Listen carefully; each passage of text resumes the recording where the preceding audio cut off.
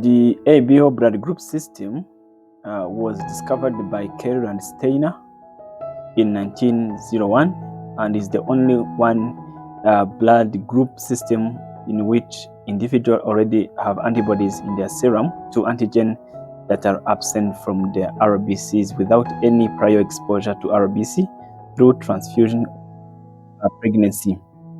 And due to the presence of these antibodies, so transfusion of incompatible ABO type may result in serious immediate rises of donor RBC. So this produces a very severe and if not fatal transfusion reaction in the patient. So both ABO forward and reverse grouping tests must be performed always on all donors and patients before transfusion. And individuals naturally develop anti-A and anti-B after exposure to bacteria, pollen grains or pollen particles and other substances that chemically similar to ABO and A and B antigens. As you remember, A antigen is a polysaccharide, as well as B antigen is also a polysaccharide or is a sugar. So any similar pollen particle or just exposure, cell wall like or any type of exposure to individual with, for example, without antigen A in their blood, they will produce a natural anti-A or anti-B in their blood. So whereas most other blood group system require just introduction of foreign red blood cells by transfusion or pregnancy, but for the ABO, just only exposure to bacteria or pollen particles will induce production of antibodies. That's why we call it naturally occurring antibody without prior exposure to blood or to pregnancy. So ABO antibodies are predominantly IgM. Of course, they are in class IgM or immunoglobulin mu or immunoglobulin M. The IgM immunoglobulin in ABO system activate complements, definitely activate complements and react at room temperature or colder. And the ABO antibody production is just initiated at birth, but of course the titer is always too low for detection until infants are at about 3 to 6 months old. Before this time, the titer of antibody is very low to detect. But of course, antibodies they will be initiated at birth. So the expression of A and B antigens on RBC is fully developed by 2 to 4 years of age and remain constant throughout life. But you can see now this is the full expression, full development of A and B antigen on RBC. It is achieved at age 2 to 4 and remain constant. But most antibodies found in cord blood serum are of maternal origin, so that's why result of serum ABO testing before 6 months of age cannot be considered valid because antibodies in cord blood serum, they are all of maternal origin. So any testing or any serum typing, of course, any reverse typing or reverse testing to detect antibody, any antibody detected is of maternal origin and it is not valid for that newborn. Antibody production peaks between 5 to 10 years of age and will decline later. So unlike antigen, which remain constant throughout life, antibody production will decline later in life. So in some cases, elderly people usually have lower levels of anti-A and anti-B.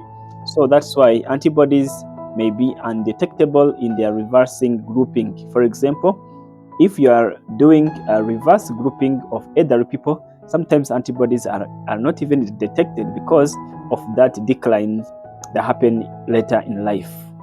But unlike antigens that remain constant and remain stable throughout life. So, in fact, ABO antibodies are able to cause rapid intravascular hemolysis, of course, if a wrong ABO blood group or ABO blood unit is transfused. So, this is going to result in death or just any other morbidity. So, anti-A and anti-B antibody is not a combination of anti-A and anti-B. That is anti-AB. Anti-AB is not a combination of anti-A and anti-B, but it is a separate cross-reacting antibody that is usually IgG in nature. So that's what you call anti-AB, but it is not the combination. It is not pulling anti-A and anti-B together in the same vial to make anti-AB. So it is very, very important also to know the amount of IgG or immunoglobulin G, anti-A and anti-B in mothers, in women's serum, in order to predict and diagnose ABO hemolytic disease of the fetus and newborn, because this is also a common disorder, ABO, but not rhesus. This is ABO hemolytic disease of the fetus and newborn. It is very common, especially in all group mothers. Those mothers, for example, when they carry babies, when they carry fetuses or a fetus with, for example, antigen A is able to stimulate that mother, of course, transplacental, and the mother will produce anti-A antibody. So it is very important to know, because you know that anti-A antibody as well as anti-B antibodies, they are 80% IgM in nature, but of course 20% of them are IgG. So it is very important to know the amount of IgG portion of in the mother's serum in order to predict and diagnose the severity of ABO hemolytic disease of the fetus and newborn. So both immunoglobulin classes of ABO antibody react at room temperature, of course, sometimes below. And what is very interesting is that they are able to activate complements at 37 degrees. So that's why these immunoglobulin of ABO group system, they are very, very potent, especially when it comes to activation of complements and also reacting at the body temperature and room temperature.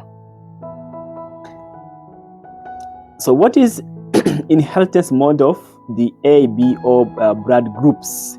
Inheritance mode of ABO blood groups.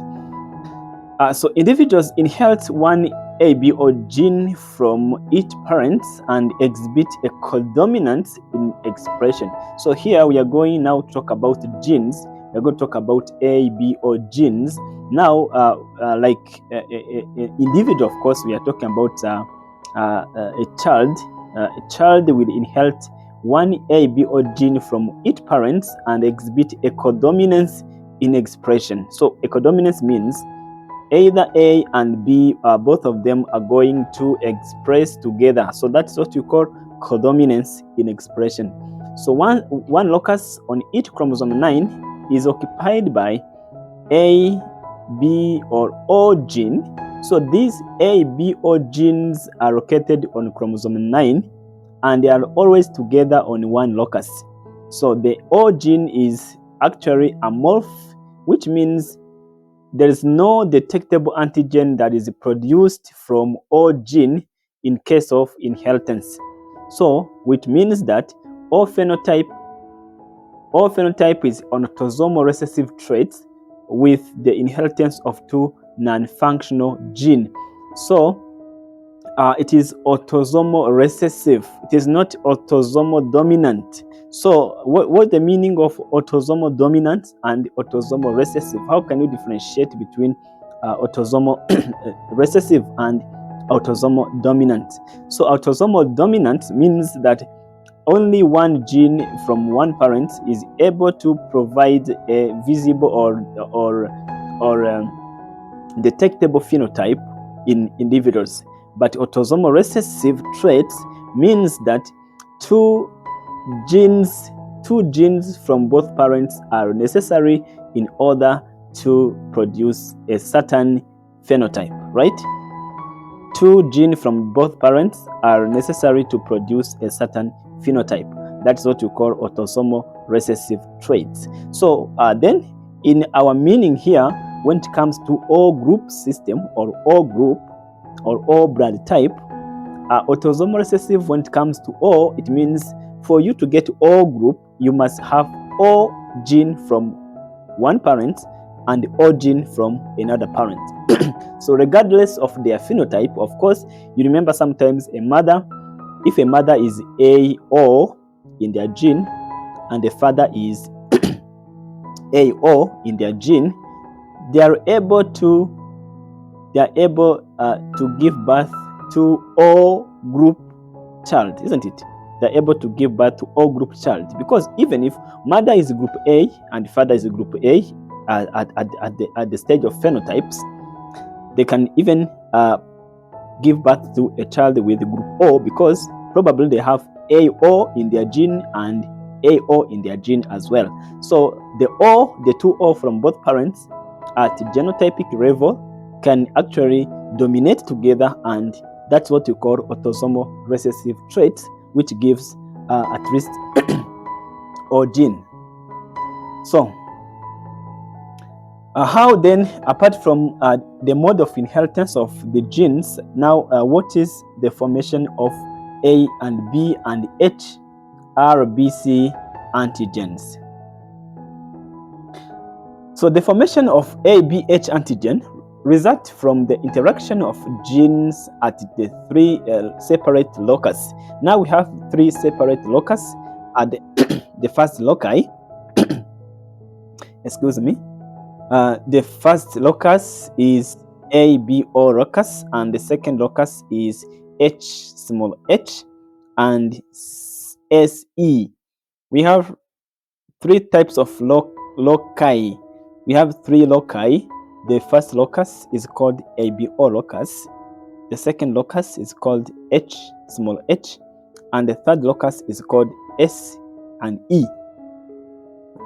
These genes, they don't actually code for the production of antigen, but every gene here codes for production of a specific glycoside transferase enzyme that is able to add a certain sugar to a basic precursor substance, which is called paraglobosides, or glycan type 1 and type 2. And you remember, type 2 is found on RBC, but type 1 is found on secretions. But we cannot limit ourselves. Type 2 is found on cells, not RBC, because not only red blood cells that possess antigens, even tissue cells, for example, epithelial cells, they also possess ABO antigens. So which means that these paraglobosides type 2 is found on any cell that is ready to carry ABO gene, but type 1 is found in secretions, for example, saliva, right? So the H gene, it is also another separate gene. It is also called FUT1, and also SE gene is another separate gene, which is also called FUT2, and also located on chromosome 19. And H gene must be inherited always in order to form ABO antigens. Without capital H gene, there is no formation of antigens when it comes to ABO antigens. And also, those H gene is a must in order to get those ABO antigen on RBC, but SE, capital S and small e must be inherited as well in order to form those antigens in secretions. That is the difference. So for you, sometimes you can say someone has got antigens, for example, in saliva. So in saliva, if those antigens are found in saliva, then it means they have in their blood, in their gene, in their genome, they have SE gene, so which is going to produce a certain transferase enzyme that is going to mediate the production of antigens in secretions. Now, how do those genes interact? How do those genes interact?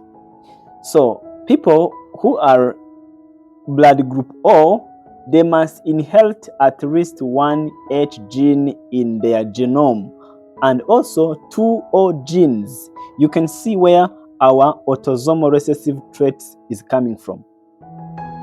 Our autosomal recessive trait is coming from the two O genes that must be inherited for someone to get a O antigen in their blood, isn't it? But also, O genes are not enough in order to produce group O, but that person must also inherit either capital H, or capital H and small h. So they must be the two together. So the H gene is going to elicit the production of enzyme. Of course, enzyme is going to be produced from a gene H. It is not a certain antigen from the gene, but it is enzyme, which is also a protein, which is going to be produced from this gene H, and this enzyme is called alpha-2 L-fucosyl transferase enzyme that is ready to transfer L-fucose to an oligosaccharide chain on the terminal galactose of type 2 chains. You remember what is type 2 chain?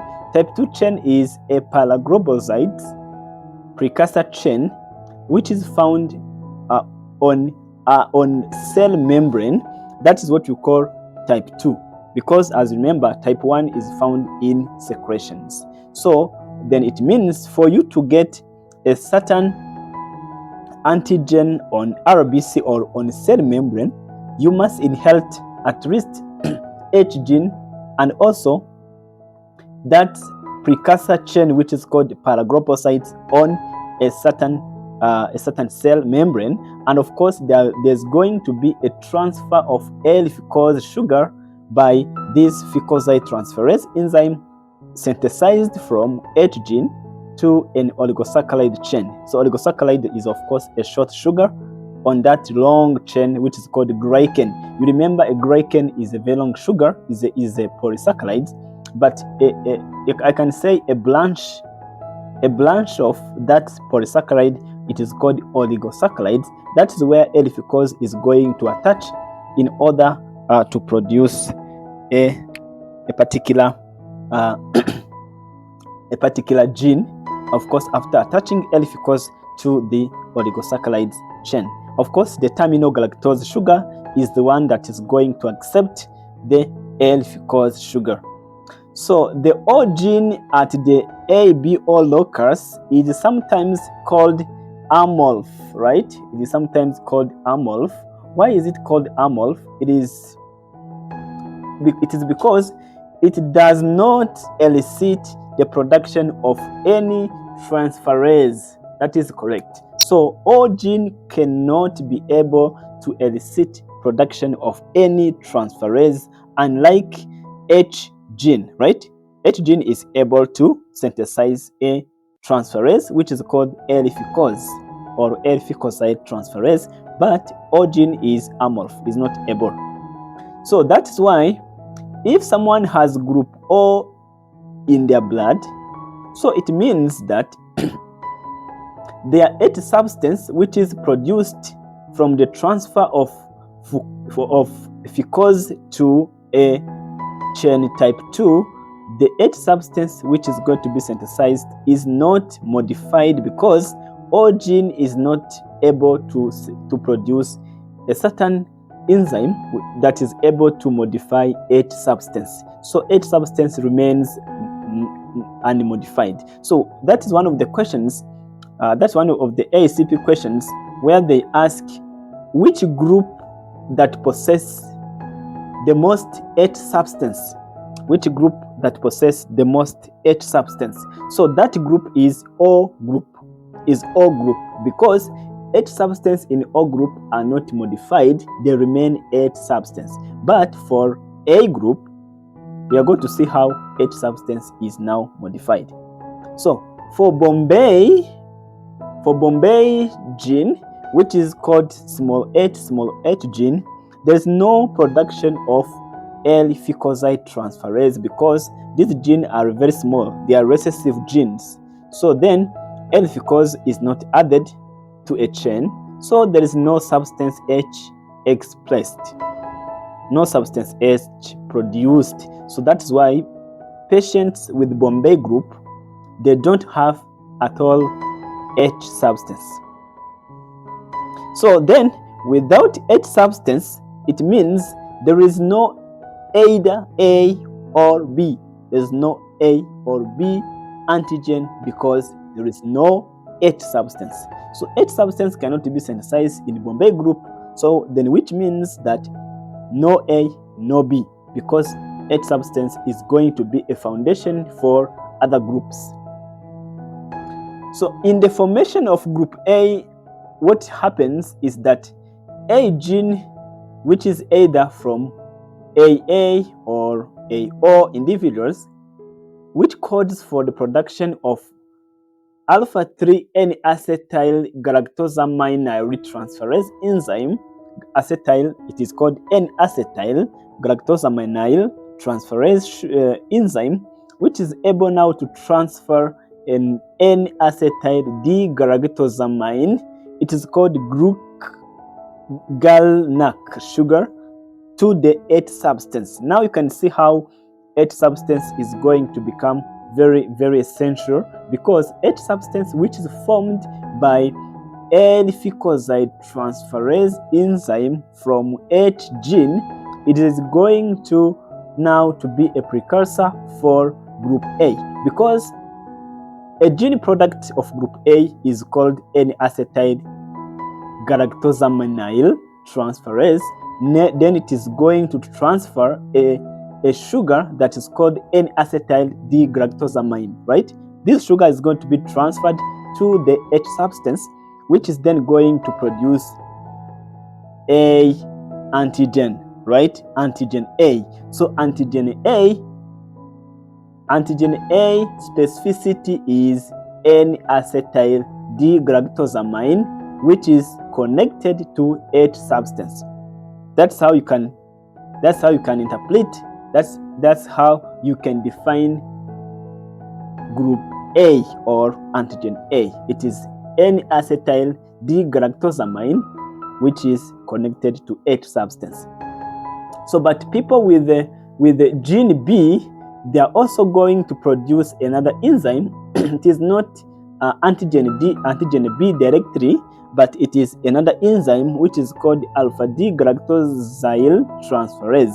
Now, what is going to be transferred to the H substance is called D-galactose. D-galactose sugar, it is going to be transferred to the H substance, which was preformed by the expression of H gene. So now, the specificity of B group is called D-galactose.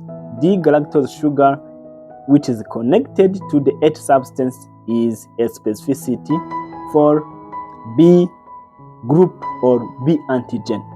So, of course, A and B antigen are both inherited, and the enzymes are now able to compete.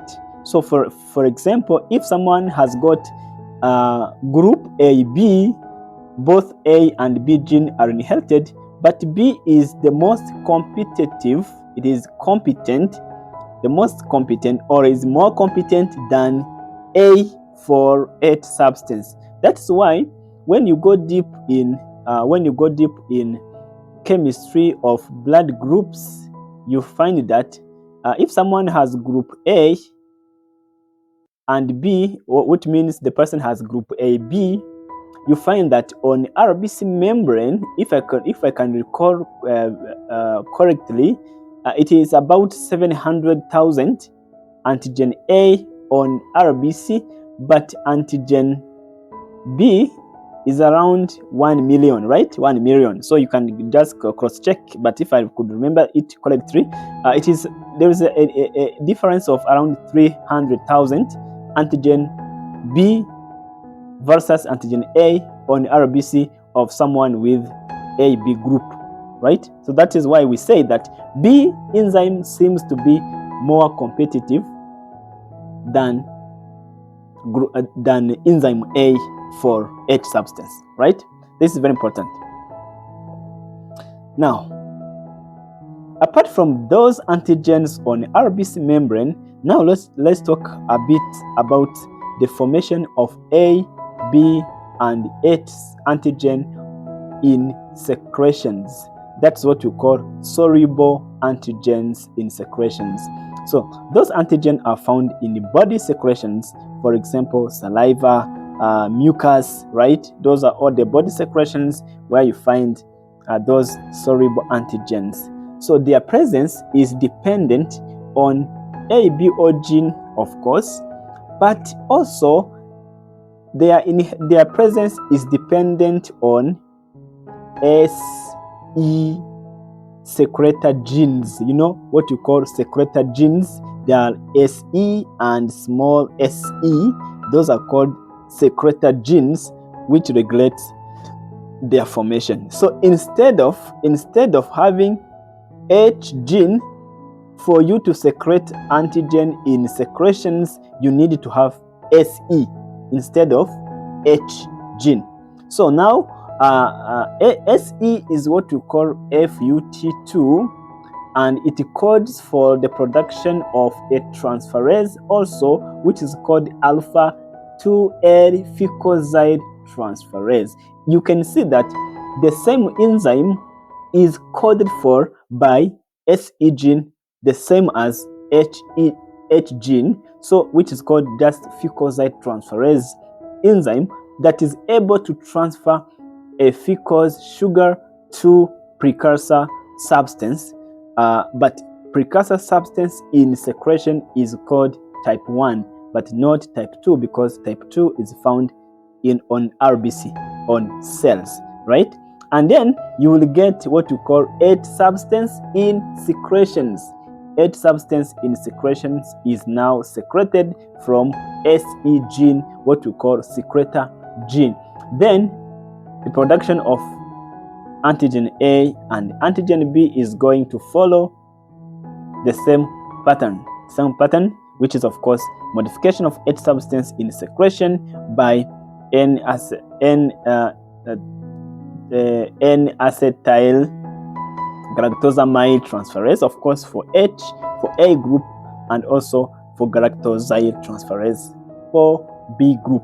So you find also those groups in secretions.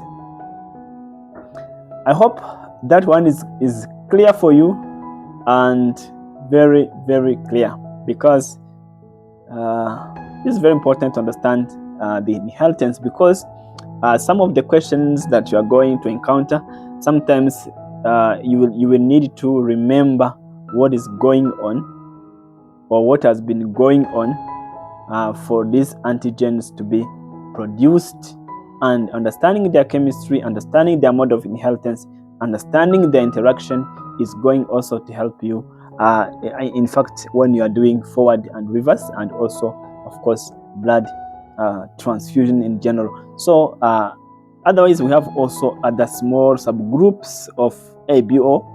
So subgroups, of course, they are just different. They are those phenotypes that differ in the amount of A and B antigen on RBC. So for example, some subgroups of A which are more common than B, but we have A2, A1 and A2, they are really very common, but you find that A1 represents 80% of all A groups, and you can see that A2 has got only 20% of all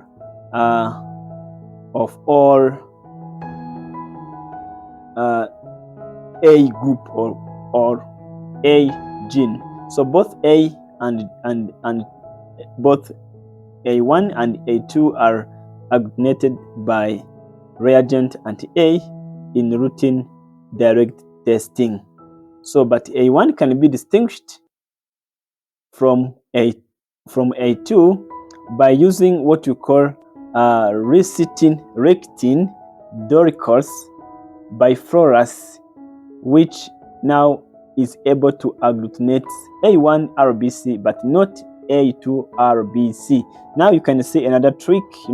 Sometimes ASCP, that's how they ask their questions. They don't ask very tough questions. They just bring very easy questions. Maybe they ask you, what do we use to distinguish between A1 and A2? We use lectin Doricals biflorus, which is able to agglutinate A1, but it cannot agglutinate A2. Then we can be able to distinguish. So in addition, 1 to 80% of individual with A2 and 22% to 35% with A2B, they possess a low antibody against A1 in their serum. So this patient, they can also demonstrate activity against A1 in their serum. So that's also difference between those subgroups. So because A2 phenotype reflects inefficient conversion of H substance to A antigen, A2 red cells has got very high H substance, right? And they are able to react with anti-H lectin rouleaux. So you can see now, you can see those terms of ASCP. These terms are very common in ASCP. If you have read questions of ASCP, study guide questions that I shared with you, you will see that these terms are very common. For example, we can say anti-H lectin rouleaux, right? This is anti-H that we use to detect H in agglutination reaction. So, but H enzyme is 10 times more active than A2 enzyme, and in addition to A2, several weaker A subgroups have also been described as well, including A3, AX, AM, and AEL. So these are other very, very small subgroups.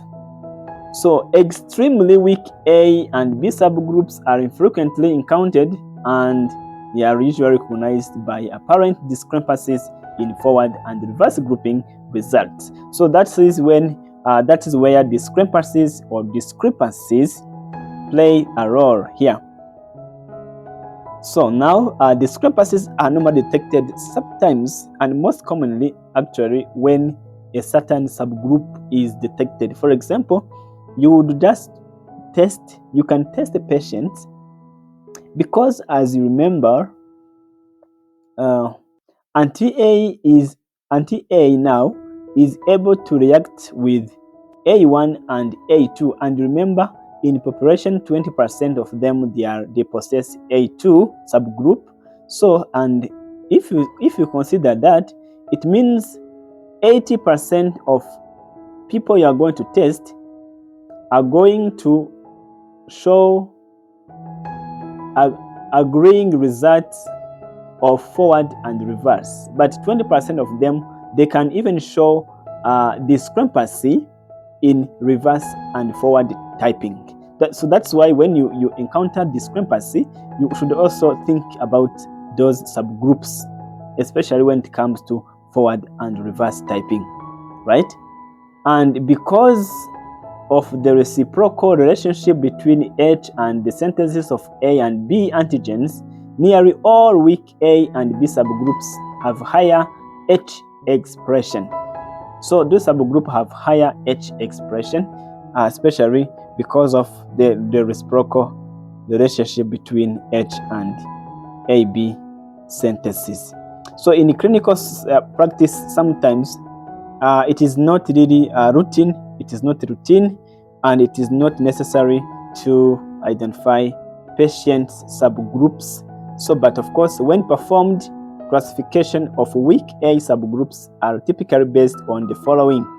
First of all, the degree of RBC agglutination by anti-A and anti-A1, and the degree of RBC agglutination by human and some monoclonal anti-AB, and also the degree of H antigen expression, which means, of course, when you are using anti-H lectin and rouleaux. So the presence of absence of anti-A1, it is also considered, because patient with the A2, they also possess anti-A1, and the presence of A and H in saliva, very important. And adsorption and elution studies, you know what you call adsorption and elution study. We are going to look at these two studies later, maybe later, because we will see them in what you call antibody identification technique. So we'll see what is called adsorption and elution studies, right? And here we are, and also family studies as well. So now let's look at what you call acquired B phenomena. Acquired B phenomena. So acquired B phenomena is also another cause of discrepancy in group A people, because acquired B should be suspected when a patient or a donor who has historically typed as group A, now they are present with weak B expression on forward typing, right? That is very, very important for on forward typing.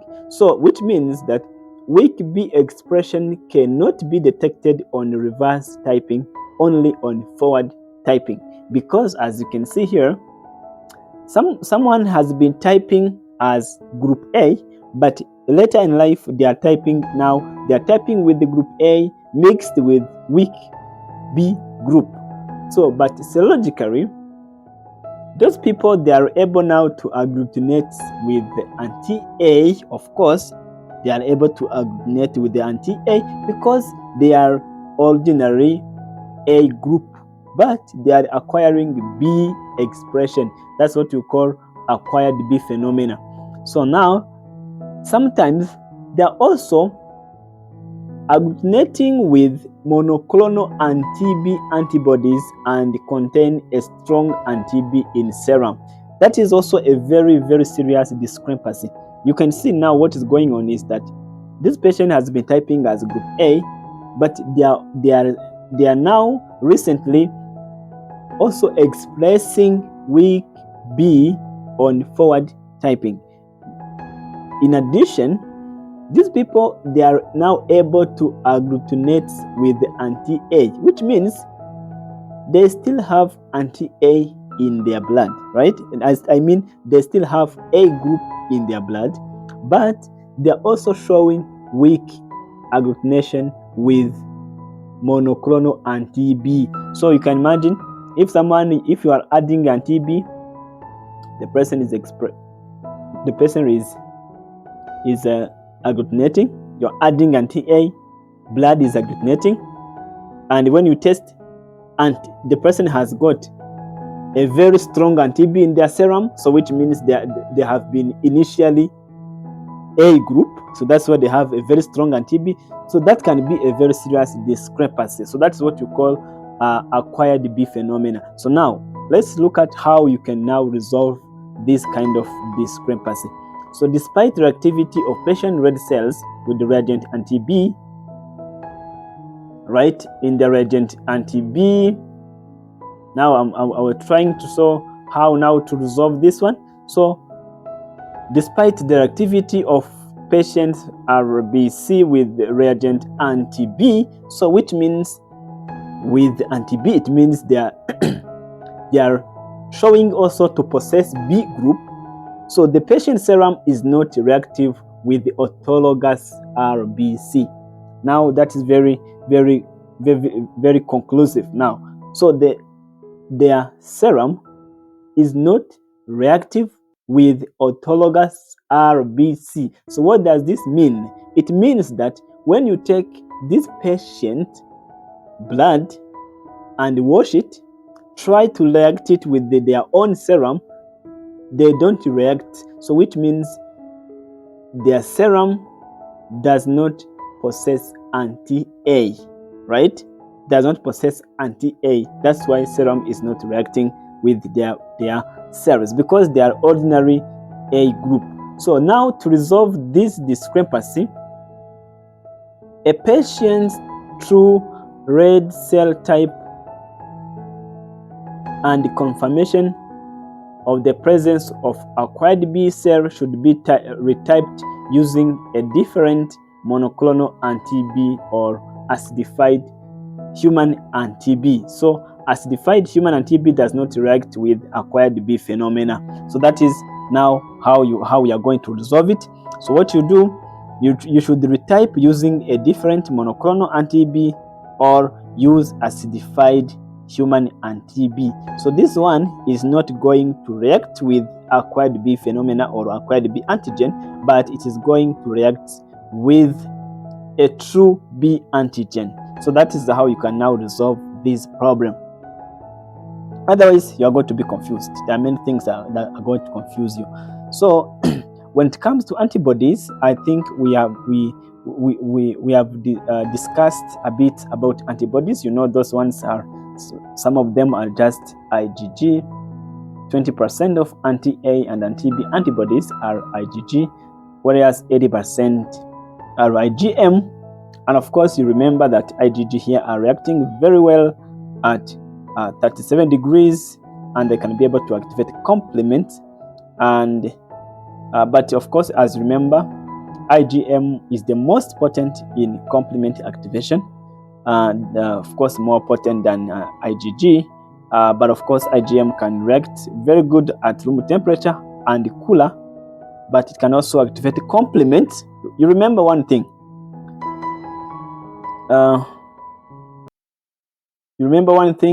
IgM is able to activate complement at 37 degrees, but you are not saying that it is able to agglutinate at 37 degrees. That's very important to differentiate. IgM is not able to tolerate 37 degrees. It can only activate complement, but it cannot agglutinate at 37 degrees. Only complement activation, which can cause what? Hemolysis, right? It can cause hemolysis at 37 degrees, but not agglutination. So it can agglutinate better at 20 degrees and even colder, right? So of course, what will happen when complements are activated? There's going to be intravascular hemolysis. So hemolysis, of course, can be seen, and that's what you have to look for. This is going to explain what I was talking about. So when you incubate at 37 degrees, you are going to see supernatant pink supernatant, which means they are going to be hemolysis because of complement activation. That is very true. All right, so those are all antibodies. You know, we have got anti-A, anti-AB, and so on. And so you could see that patient would just exhibit anti-A and anti-B depending on the group, whether the person has got, of course, anti-A1 is normally produced by A2 group, and also people with the A2B group, as well as, of course, patients with O group, they will also produce anti-A1. So those are all antibodies that you will learn the difference. And of course, you know, we have talked about all the stages of their groups and subgroups and how they can react, and which group, actually which individual that produce a certain type of antibody or a subgroup antibody. So that is how you are going to look at it. So now finally we are going to describe a bit about ABO discrepancies. Now we're going to go through this very fast because we don't have time. We have only like 10 minutes to go through these discrepancies. So I now hope that we are going to finish the discrepancies first before we close our ABO grouping system. So as you remember, of course, discrepancy is just an expected reaction that are going to happen in forward and reverse typing. Sometimes you find something in forward, but when you want to compare it with what you have seen in the reverse, it is not matching. That's what you call discrepancy. So this can be due to some problems. For example, serum problems, patient serum problem, or even patient RBC problems. So when a discrepancy is now encountered, what is happening? the discrepant result must be recorded, but the interpretation of ABO group must be delayed until the discrepancy has been resolved. So what does this mean? It means when you find any discrepancy in reverse and forward, and remember the fact that we must type reverse and forward for the patient and the blood donors. That is mandatory. So don't just report forward result, because I know that most of us report forward result only. We have also to perform reverse in order to confirm if there is any discrepancy. So if discrepancy happens, you must delay result reporting until you resolve discrepancy. So if the specimen is from a donor unit, the unit must be quarantined. You have to quarantine the unit. Don't release it for transfusion if that donor is also exhibiting discrepancy. When ABO discrepancy is identified in patients, it may be necessary to transfuse group O RBC while waiting for investigation to complete, right? When you are still investigating, we can just release group O RBC. It is very important also to obtain sufficient pre-transfusion blood sample in order that if any additional studies are required, we don't miss sample. We have to have an adequate sample for everything. Now let's look at the category of ABO discrepancies that we normally encounter in transfusion practice. So ABO discrepancies are just categorized into 4 categories. The first category is called a group 1 category, 2, 3, 4 discrepancies. So how are we going to group them? Group 1 now is called, it is a discrepancy in reverse group. Discrepancy in reverse grouping, it is group 1 discrepancy. So now because of weakly reacting or missing antibodies, for example, antibodies are not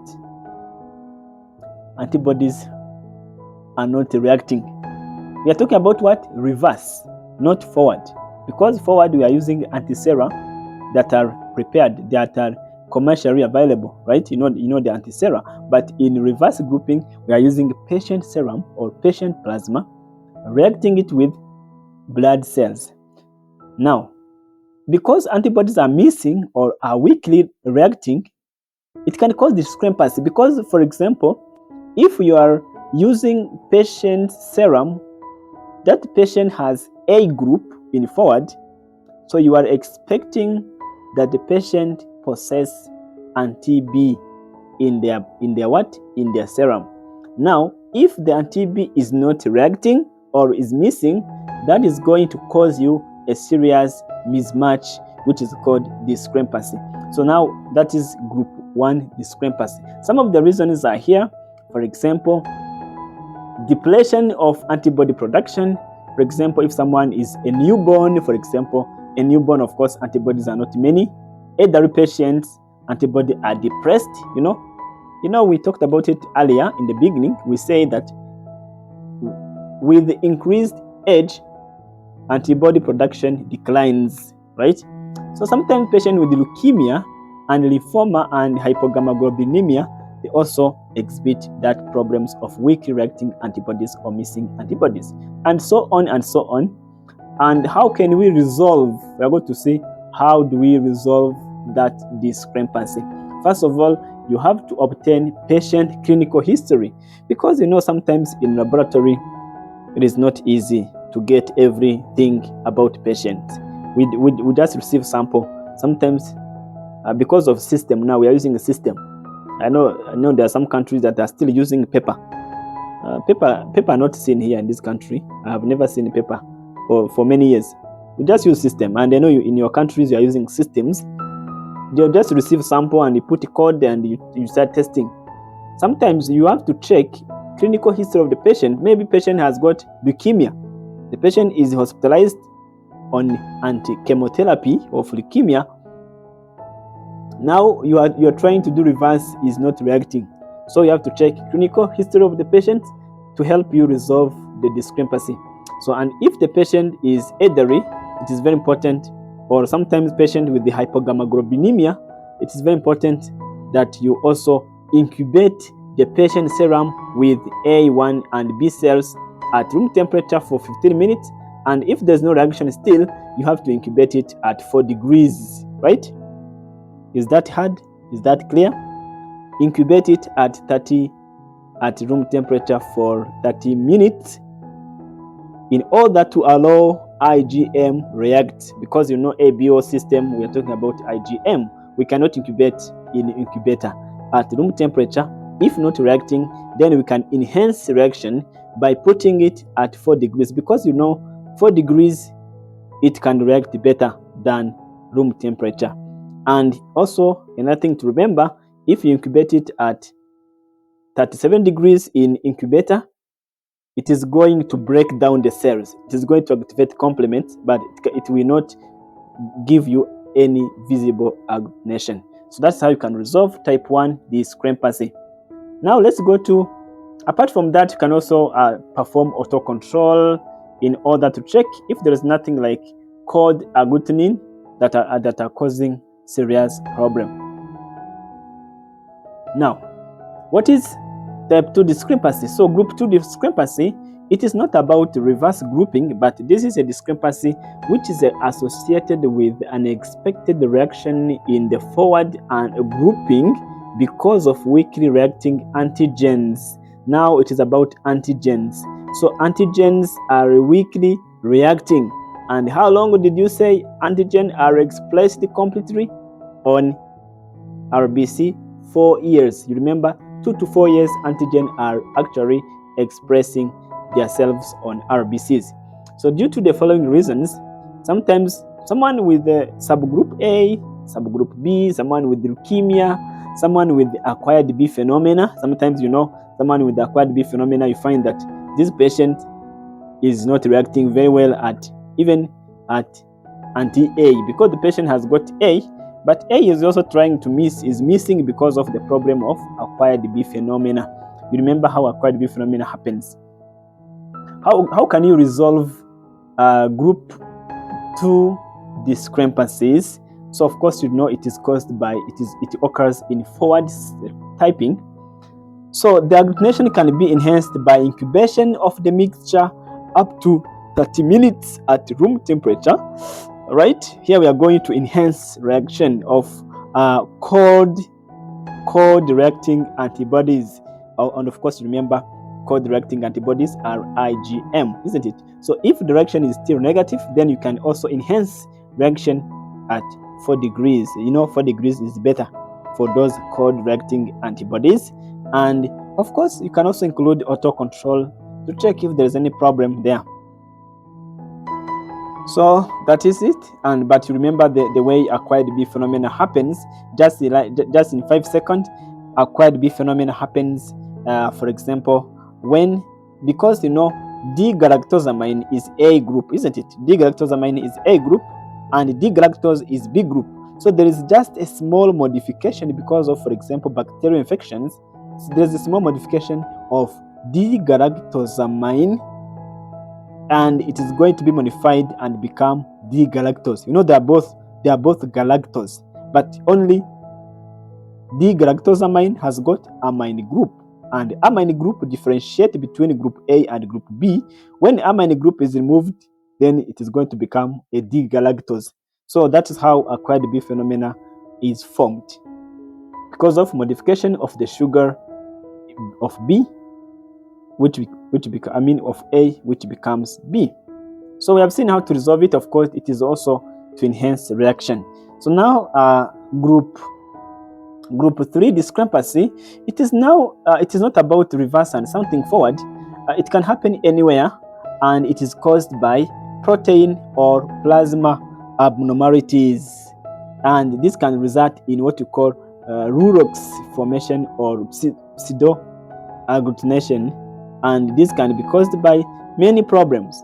Maybe plasma proteins are very abnormal, and this is going to cause rouleaux. You know, rouleaux formation. It is coin-like fashion of stacking of RBC. RBC are stacking on one another as coin-like fashion. So they form a long rouleaux. So now there will be some problems. For example, someone with the multiple myeloma.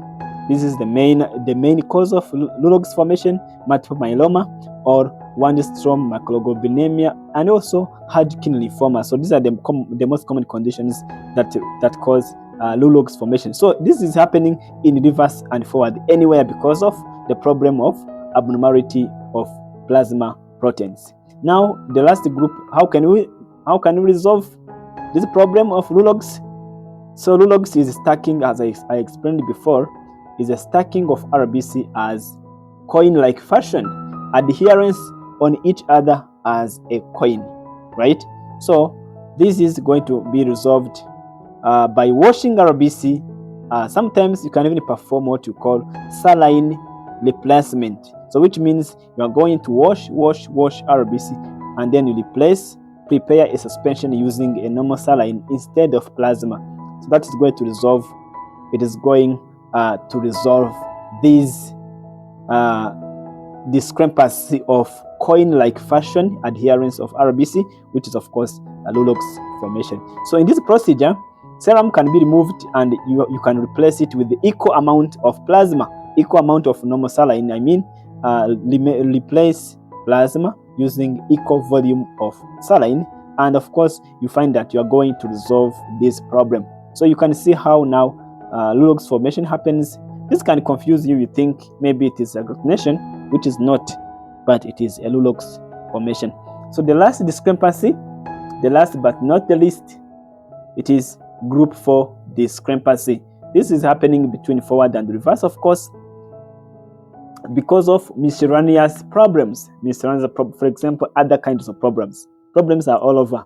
For example, co-directing autoantibodies. This is autoantibodies that are going to cause spontaneous agglutination, right? Sometimes I know that you have seen that problem. Sometimes you collect patient blood without doing anything.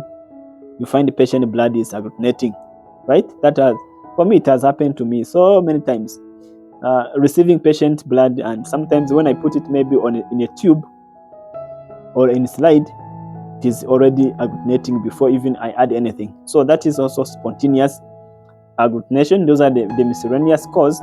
Some other problems because of transfusion, prior transfusion, unexpected isoagglutinins, unexpected allo antibodies. So all of them can cause problems of what you call agglutination or spontaneous agglutination in patients. Sometimes you just take patient blood and it looks like this without adding anything. So that's what you call cold agglutinin disease. So how can you resolve this type 4 discrepancy now?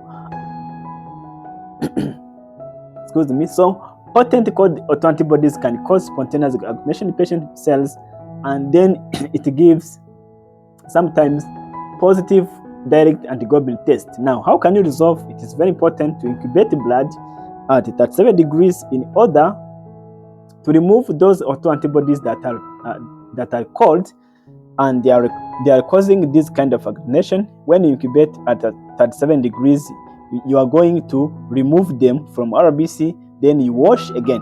You wash. After washing, you retype. What is retype? It is to retest, to regroup that blood. So you just incubate in order to remove or to detach those offending cold autoantibodies that are causing problems. So when you remove them already from RBC, you can now wash that blood using a normal saline. So then you remain with RBC, then you retype. That is very important. And also, this is the first step. The second step, if not successful, you can also treat